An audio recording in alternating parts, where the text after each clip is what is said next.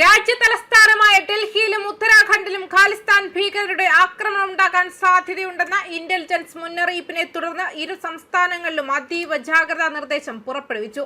പ്രമുഖ ആരാധനാലയങ്ങൾ, റെയിൽവേ സ്റ്റേഷനുകൾ, പ്രധാന സർക്കാർ ഓഫീസുകൾ, പോലീസ് ക്യാമ്പുകൾ എന്നിവ ലക്ഷ്യമിട്ട് അടുത്ത ദിവസങ്ങളിൽ ആക്രമണം ഉണ്ടായേക്കാമെന്നാണ് രഹസ്യാന്വേഷണ വിഭാഗത്തിന്റെ റിപ്പോർട്ട്.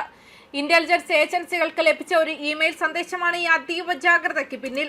പ്രമുഖ രാഷ്ട്രീയ നേതാക്കളുടെ പേരുകൾ സഹിതം പരാമർശിച്ചുകൊണ്ടുള്ളതാണ് ഈ ഭീഷണി സന്ദേശം. കനത്ത സുരക്ഷാ ഭീഷണിയുടെ പശ്ചാത്തലത്തിൽ ഡൽഹി പോലീസും ഉത്തരാഖണ്ഡ് പോലീസും അതത് സംസ്ഥാനങ്ങളിലെ സുരക്ഷാ ക്രമീകരണങ്ങൾ അടിയന്തരമായി വിലയിരുത്തുകയും കടുപ്പിക്കുകയും ചെയ്തിട്ടുണ്ട്.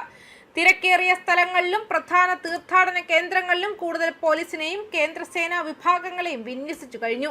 ഉത്തരാഖണ്ഡിൽ കഴിഞ്ഞ ദിവസങ്ങളിൽ ഉണ്ടായ ക്രമസമാധാന പ്രശ്നങ്ങളുടെ പശ്ചാത്തലത്തിലാണ് ഈ പുതിയ ഭീഷണി സന്ദേശം വന്നിരിക്കുന്നത് എന്നത് സംഭവത്തിന്റെ ഗൗരവം വർദ്ധിപ്പിക്കുന്നു.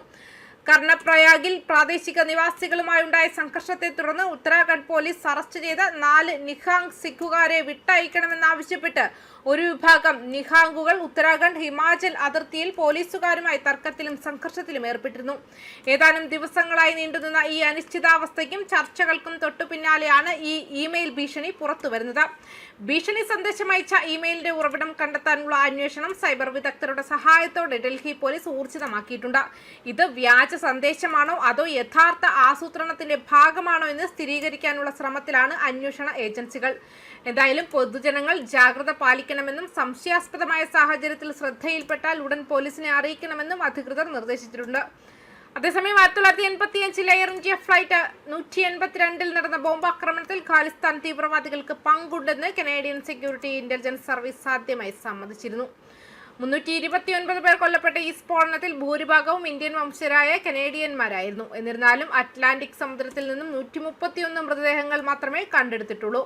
കാനഡയിൽ നിന്നും പ്രവർത്തിക്കുന്ന ഖാലിസ്ഥാൻ തീവ്രവാദികളാണ് സ്ഫോടനം ആസൂത്രണം ചെയ്തെന്ന ഇന്ത്യയുടെ ദീർഘകാല നിലപാട് കനേഡിയൻ അധികൃതർ ഔദ്യോഗികമായി സ്ഥിരീകരിച്ചു. രാജ്യത്തിന്റെ ചരിത്രത്തിലെ ഏറ്റവും മാരകമായ ഭീകരാക്രമണമെന്നാണ് ഈ ഹീനമായ ആക്രമണത്തെ വിശേഷിപ്പിച്ച ഏജൻസി. ദേശീയ സുരക്ഷാ സമൂഹത്തിന് ഇതൊരു നിർണായക നിമിഷമായി പ്രവർത്തിച്ചതായി പറഞ്ഞു. ഫേസ്ബുക്കിലെ ഒരു പോസ്റ്റിൽ ഏജൻസി എഴുതി, 1985 ജൂൺ 23 കാനഡ ആസ്ഥാനമായുള്ള ഖാലിസ്ഥാൻ തീവ്രവാദികൾ സ്ഥാപിച്ച ഒരു ബോംബ് വിമാനം നശിപ്പിച്ചു. വിമാനത്തിലുണ്ടായിരുന്ന എല്ലാവരും കൊല്ലപ്പെട്ടു. അവരിൽ ഭൂരിഭാഗവും കനേഡിയന്മാരാണ്.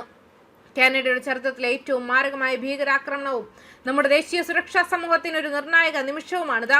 കനേഡിയൻ പ്രധാനമന്ത്രി മാർക്ക് കാർണി ചൊവ്വാഴ്ച ആവർത്തിച്ചു പറഞ്ഞത് ഈ ബോംബാക്രമണം നമ്മുടെ രാജ്യത്തിന്റെ ചരിത്രത്തിലെ ഏറ്റവും മാരകമായ ആക്രമണമായി തുടരുന്നുവെന്നും രാജ്യം എല്ലാ ഭീകരതയ്ക്കുമെതിരെ നിലകൊള്ളുന്നുവെന്നുമാണ്. 2005 കനേഡിയൻ സർക്കാർ ജൂൺ 23 തീവ്രവാദത്തിന്റെ ഇരകൾക്കുള്ള ദേശീയ അനുസ്മരണ ദിനമായി ഔദ്യോഗികമായി പ്രഖ്യാപിച്ചു. ടൊറാൻഡോയിൽ നിന്ന് മുംബൈയിലേക്കുള്ള യാത്രാമധ്യേ എംപറർ കനിഷ്ക എന്നും അറിയപ്പെടുന്ന ബോയിങ് 747 വിമാനമാണ് സ്ഫോടനം നടത്തിയത്. നിരോധിത ഖാലിസ്ഥാനി ഗ്രൂപ്പായ ബബ്ബർ ഖൽസയിലെ അംഗം വിമാനത്തിൽ കയറാതിരുന്നതിനാൽ വിമാനത്തിന്റെ ലഗേജ് കമ്പാർട്ട്മെന്റിൽ ഒരു ബോംബ് സ്ഥാപിച്ചു. വിമാനം ഹീത്രോ വിമാനത്താവളത്തിൽ ഇറങ്ങുന്നതിന് 45 മിനിറ്റ് മുൻപ് സ്ഫോടക വസ്തു ആകാശത്ത് പൊട്ടിത്തെറിച്ചു. അക്കാലത്ത് മുൻ പ്രധാനമന്ത്രി ഇന്ദിരാഗാന്ധി ഉത്തരവിട്ട ഒരു പ്രധാന സൈനിക നടപടിയായ ഓപ്പറേഷൻ ബ്ലൂ സ്റ്റാറിനുള്ള പ്രതികരണമായിട്ടാണ് ബോംബാക്രമണത്തെ വീക്ഷിച്ചിരുന്നത്. അമൃത്സറിലെ സുവർണക്ഷേത്രം സമുച്ചയത്തിൽ നിന്നും സായുധരായ സിഖ് വിഘടനവാദി നേതാവ് ജർണൈൽ സിംഗ് ഭിന്ദ്രൻവാലയെയും അനുയായികളെയും നീക്കം ചെയ്യുക എന്നതായിരുന്നു ഇതിന്റെ ലക്ഷ്യം. എന്നാൽ 2010 മുൻ സുപ്രീം കോടതി ജസ്റ്റിസ് ജോൺ മേജറിന്റെ നേതൃത്വത്തിൽ നടന്ന ഒരു പൊതു അന്വേഷണത്തിൽ ആ ദിവസം ഏജൻസികൾ നടത്തിയ തുടർച്ചയായ പിശകുകളുടെ ഒരു പരമ്പര കണ്ടെത്തി. അത് അന്വേഷണത്തെ അട്ടിമറിച്ചു. മാത്രമല്ല, സംഭവത്തെ ഒരു ഇന്ത്യൻ പ്രശ്നമായി കണ്ടു. ഇത് പ്രതികരണത്തിന്റെ അടിയന്തരത കുറച്ചു. 2023 ഖാലിസ്ഥാൻ ഭീകരർ ഹർദീപ് സിംഗ് നിജ്ജാറിന്റെ കൊലപാതകത്തിൽ ഇന്ത്യൻ ബന്ധം ആരോപിച്ച് മുൻ പ്രധാനമന്ത്രി ജസ്റ്റിൻ ട്രൂഡോ നടത്തിയ പ്രസ്താവനയെ തുടർന്നുണ്ടായ കടുത്ത നയതന്ത്ര പ്രശ്നങ്ങൾക്ക് ശേഷം കാനഡയും ഇന്ത്യയും തങ്ങളുടെ ഉഭയകക്ഷി ബന്ധം വേഗത്തിൽ പുനർനിർമ്മിച്ചു വരികയാണ്.